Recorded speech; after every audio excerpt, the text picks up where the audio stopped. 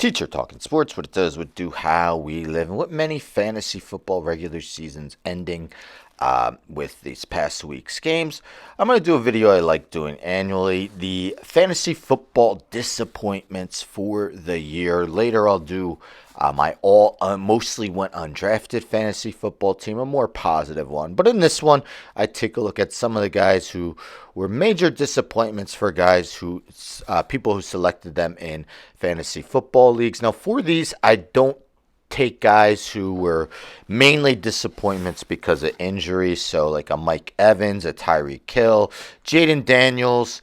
Not saying that these guys can't be injured, but that can't be the main reason why they were a disappointment. So I have a quarterback, two running backs, three wide receivers, and a tight end. The number listed in parentheses is the average at the position they were selected according to Fantasy Pros, which takes the average draft position from fantasy drafts before the season from numerous different websites and averages them out. So quarterback, we got to go Lamar Jackson. Now Jackson has really struggled since coming back from injury after an excellent game against the Dolphins in his first game back. Hasn't thrown for more than one touchdown in any game. Actually has more turnovers than touchdowns in that time. On the season, Jackson has 2,060 passing yards and 16 touchdowns, 307 rushing yards and 2 rushing touchdowns. But of course, that rushing numbers are way down from where they were in previous years, and he has played in 10 games this season. Two running backs. Let's start with, again, the second average guy at his position, Saquon Barkley. Now, Barkley's coming off second best game of the season, but only his second game of more than 100 yards on the season. Thus far on the year, 862 rushing yards, 5 rushing touchdowns, 35 catches, 259 receiving yards, 2 receiving touchdowns. Remember, had 2,000 rushing yards, 2,005 to be exact, last year, and 13 rushing touchdowns, and that's with him sitting out the last game of the season. The other running back I'm going to name is Ashton Jeanty of the Las Vegas Raiders, seen as a generational back, taken with the 6th overall pick by Las Vegas. It really has been a struggle for him this year. They have a lot of problems, the Raiders, including offensive line. He has just 665 yards rushing and 4 rushing touchdowns. One game with 138 yards, no more than 75 in any of his other games. 45 catches and 4 receiving touchdowns, but nowhere near the running back one that he was fully expected to be. Again, the second, on average, the second guy selected at his position. This time we got Justin Jefferson of the Minnesota Vikings.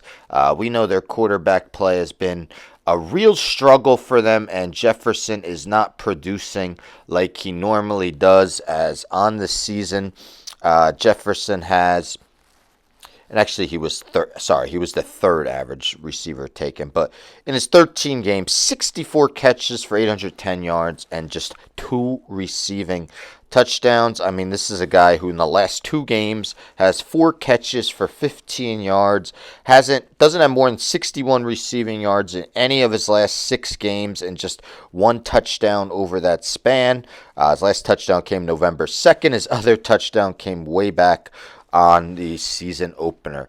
Next wide receiver, selected 8th overall at his position on average, Brian Thomas Jr., who had such a wonderful rookie season for the Jacksonville Jaguars.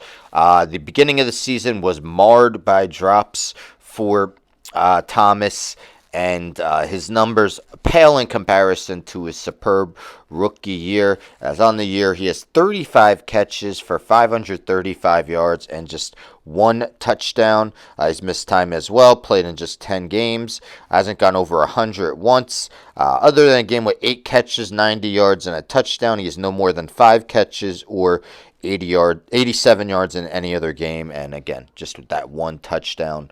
The third wide receiver, let's go with Xavier Worthy. On average, was the 23rd wide receiver taken. Another guy who has just one touchdown on the year, 38 catches, 456 yards, and one touchdown, also 86 rushing yards. A guy who was expected to step up big time while Rashee Rice was suspended. Instead, he missed a few games after the first game of the year, but in his 11 games, 38 catches, 456 yards. Really hasn't had that breakout performance this year. 83 yards is his season high, and even his one touchdown came in a game with just 2 catches and 20 receiving yards. And with tight end, shows you how bad the Vikings passing game has been, really up until this past Sunday.